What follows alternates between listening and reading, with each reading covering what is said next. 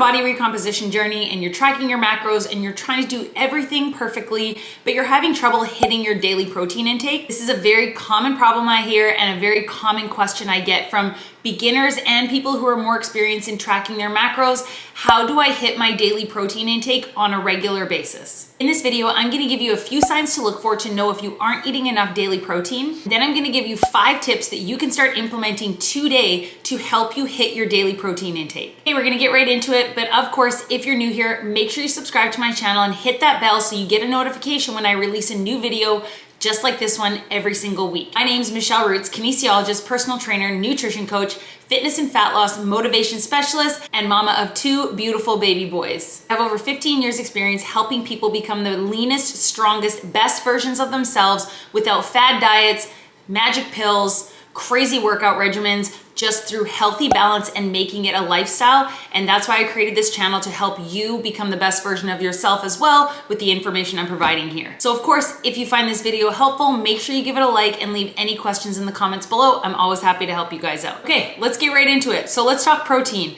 If you've watched majority of any of the other videos already on my channel, you probably already understand the importance of protein if your goal is a body recomposition, meaning increasing lean muscle and decreasing body fat at the same time. But if you're looking to know how many grams of protein you should be eating each day in a body recomposition, I talked all about that in last week's video right here, talking about your macro percentages and how to figure out how many grams of carbs, protein, and fats, as well as how many calories you should be eating in a body recomposition. I'll link that video in the description below. Before we get into my 5 tips on how you can hit your daily protein goal on a regular basis, I want to just give you a few signs and symptoms that you should look for to know that maybe you're already not eating enough protein, and you should really take these tips seriously and really try and help increase your protein intake. So here are 6 signs that could mean you aren't getting enough daily protein intake. 1. Are you hungry 1 to 2 hours after your meals? It probably means you didn't get enough protein in that meal to keep you full and fulfilled for a longer period of time. 2, are you finding it hard to build lean muscle, or do you find you used to be a little bit more muscular and things have gotten a little bit more soft? It's a possibility that you're not getting enough protein to help fuel your body to build muscle or maintain the muscle mass that you have. 3, you're feeling really tired and exhausted when you shouldn't necessarily be. Maybe you've had a great night's sleep, but you still feel really tired.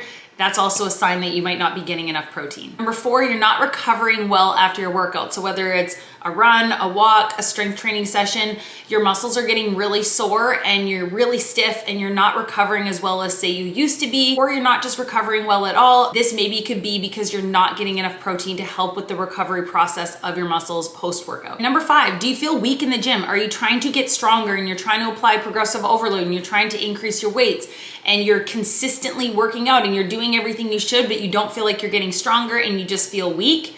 It's a possibility you're not getting enough protein. And number 6, lastly, do you notice your hair falling out? Super weird. It could be a sign of so many other things, but it's also a possibility that you aren't getting enough protein. So if you answered yes to any of those 6 signs I just gave you, then you need to focus and pay attention here, put everything down. I'm gonna give you my 5 tips as to how to make sure you are increasing your daily protein intake and hitting your protein goal on a regular basis. What's your favorite protein? Bacon. Bacon, and what else? Hot dogs. Hot dogs, oh gosh. Tip number 1 to make sure you're hitting your daily protein goal: plan ahead. You know the old saying, failing to plan is planning to fail? It's true, especially when it comes to hitting macros, staying within a calorie deficit, whatever your goal is. If you're trying to lose weight or if you're trying to do a body recomposition and you're trying to hit a specific calorie goal and you're trying to hit a certain percentage or grams of protein, carbs, and fats, planning ahead is going to be major key. Don't play what a lot of people call macro roulette, where every day in the morning you're entering and then you're entering throughout the day, and then the end of the day comes, you're like, oh no, I only have 10 grams of carbs left, but I have to get 60 grams of protein to hit my goal and 4 grams of fat. And then you're trying to throw together a random meal to hit your macros. Planning ahead, even the night before, what you're gonna eat the next day will be major key to being successful on a long-term basis. So how are we gonna plan ahead and make sure that we're hitting our daily protein goal? So one of the first tips I give both my in-person and online coaching clients is take your total amount of protein each day. So for example, say your protein goal is 140 grams of protein per day, and you normally eat 5 times a day. So 5 meals or 3 meals and 2 snacks. What you're gonna do is take 140 and divide that by 5. That's gonna give you 28 grams of protein. So when you are planning ahead, you know that every time you eat, so all 5 times when you eat, you wanna try and get 28 grams of protein. So when you're planning your meals, the first thing you're gonna do is think, okay, breakfast. What is gonna be my protein source for breakfast? Don't think about the carbs, don't think about the fats, think, what am I gonna eat that's high in protein for breakfast? How am I gonna build a meal to get that 28 grams of protein? Same for a snack, same for your lunch, same for a snack, same for dinner. Now with that being said, you can also take a bigger protein amount. So say you wanna put your meals, your breakfast, lunch, and dinner at 35 grams of protein, and then bring your snacks down to 20. I'm not good at doing math on the fly, but you can figure out the numbers so that you still hit 140 grams. Either way, it's whatever works best for you. And of course, planning around your workouts, planning around your day to make sure that you can hit your goal. So sitting down and looking at the numbers, putting it all in the day before or the night before, then you have no guesswork. You know exactly what you're eating and you know you're gonna crush your macros without even having to think about it because you've already put in the work. And again, just let me reiterate, when you are looking at building a meal, the first thing you should think about, where's the protein? I even do that when I'm planning my meals for my kids, my 2 toddlers. I'm like, okay, what are they having for protein?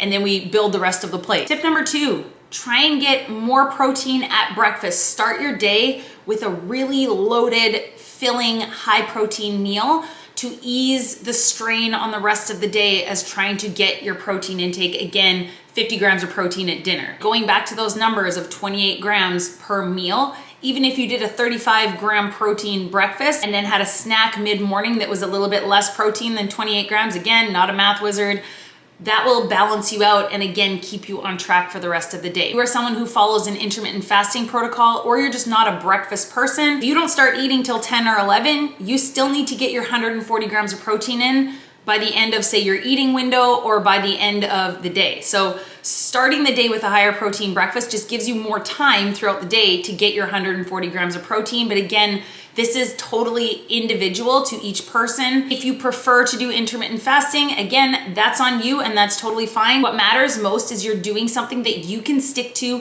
for a really long time. Tip number 3, you can have multiple protein sources in one meal. Don't think that you can only eat chicken, broccoli, and avocado. So proteins, carbs, fats. You can also take multiple protein sources, adding them to a meal and mixing them together to increase the protein content of the entire meal or snack. So again, that goes back to tip number 1 is planning ahead. So for example, looking at breakfast, or if you're someone who likes breakfast for lunch or dinner like I do, you could have 2 eggs, add in some liquid egg whites to increase the protein content of the eggs, scramble them up. You could put turkey bacon on the side. That's gonna increase the protein value of the entire meal. One of my favorite snacks to have mid-morning is a few strips of turkey bacon and 1 or 2 Baby Bell cheeses.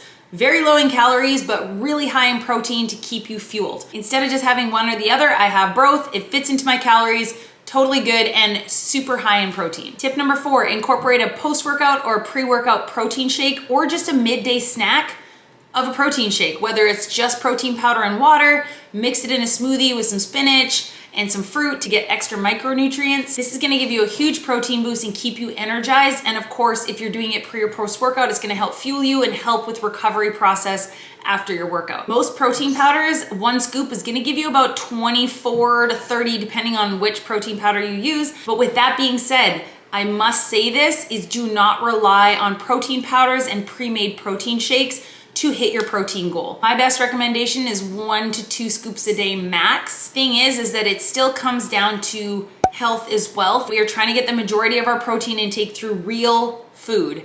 When you're relying on protein shakes that have chemicals, added artificial sweeteners and all kinds of stuff, it's not necessarily the best for your health. Of course, in moderation is fine, but when you're drinking 2 to 3 of these a day, each their own, but my best recommendation is to not rely on these powders and supplements to get your protein intake. Use them as what they are, a supplement. So if you're getting 110 grams of protein already from your daily food intake, taking that extra scoop is just gonna boost you up to 134 grams. Okay, and tip number 5, plan ahead some go-to high protein snacks for busy days. So I hear this on an almost daily basis from people is, oh, I was super busy day. I didn't have time to eat. I was out with the kids all day, or I was working all day and didn't have time to grab a snack. I had to stop for fast food. Again, failing to plan is planning to fail. What are some high protein snacks that I really enjoy that I can throw in my purse or my backpack and take with me to work or take with me when I'm out with the kids that are going to help me stay on track with my goal? No, nothing's gonna be easy, but taking that little bit of time, like I said in tip number 1, to plan ahead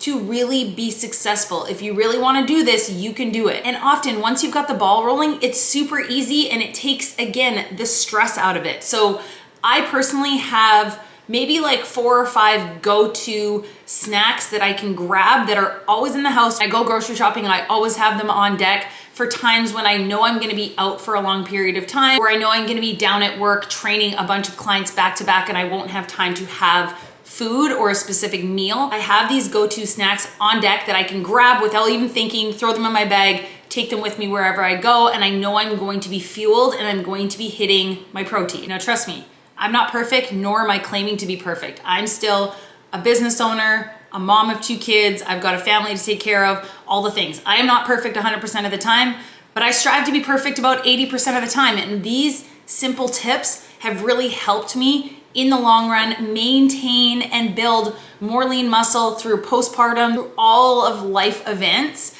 And again, I still have slip-ups. We all have slip-ups and that's normal. But what's most important is 80% of the time you are using these tips to hit that protein goal. So what are some of my favorite snacks that I like to have on deck to really take the guesswork out of it and make sure I'm hitting my protein goal each day? What's mommy's favorite protein? Protein bars. What do you see mommy eating all the time? Protein bars. And what else? Salad. Salad. First and foremost, always have plain Greek yogurt in my fridge. Plain Greek yogurt, even if it's worst case scenario and I'm super busy, I throw some apple chips in it, mix it up with some cinnamon, boom, about 24 grams of protein there. If I have time, throw in some berries, frozen berries, or slice up an apple and throw it in there. I also love Baby Bell cheese, as I mentioned before. Turkey bacon is a favorite in this house. 10 minutes in the air fryer and it's cooked. You can throw it in, walk away, do what you need to do, and then you have a super high protein, healthy snack. Pepperoni slices, maybe I'll eat the pepperoni slices with some cheese. I always have some form of protein bar on deck, whether it's in the cupboard, I always have one in my purse or in my backpack. Also, we often steam up some edamame and we have that in the fridge to snack on. Homemade protein balls, homemade protein bars. Protein powder, again, like I said, often if I'm going down to work for a few hours, I will blend up a protein smoothie with protein powder, some fruit, spinach for extra micronutrients, and I'll drink that while I'm training my clients. Now, the same principle goes for your meals as well. Keep it simple. So if you are someone who tries to eat something different every single day for breakfast, it's gonna be a lot harder and a lot more stressful. I personally have about 3 or 4 options for breakfast, 3 or 4 options for lunch that I know are high in protein, are gonna keep me feeling full, fuel me up, high in fiber, all the good things. And then I just choose between those options. It makes grocery shopping so much easier. I don't have to think about it when I go to the grocery store. I know exactly what I need. I've got it all at home when I need to make it. I understand life gets busy. I own a fitness studio and an online fitness business. I am a mom of 2 toddlers. Life is crazy, but I refuse to let that be an excuse to not take care of me when it comes to my workouts. Of course, not perfect. Some days I don't get a workout in. Some days I'm not 100% with my eating, but these tips that I've given you today will help and have helped me make an effort and get that no excuses mentality because I'm making it as simple as I possibly can. I am the self-proclaimed queen of 5-minute meals when it comes to dinners, lunch, breakfast. I can whip anything up. And again, just thinking, what am I gonna eat? Where's the protein? You start your meal there and build the rest around it. So there you go, guys. I hope this video is helpful. I hope these tips that I've given you will help you be more conscious and help increase your daily protein intake, of course, to be more successful in your body recomposition. It is not gonna be easy, but trust me, if you make it as easy as you can for you, that will go a really long way. Remember, this is a lifestyle. It's a process that you should be able to do for the rest of your life, not just something that you're doing for the next month to see results physically, because it's not gonna happen. It shouldn't be a diet. It shouldn't be a short-term fix. How can I eat to really keep this up for the rest of my life in order to not only get the results you want, but sustain the results you want?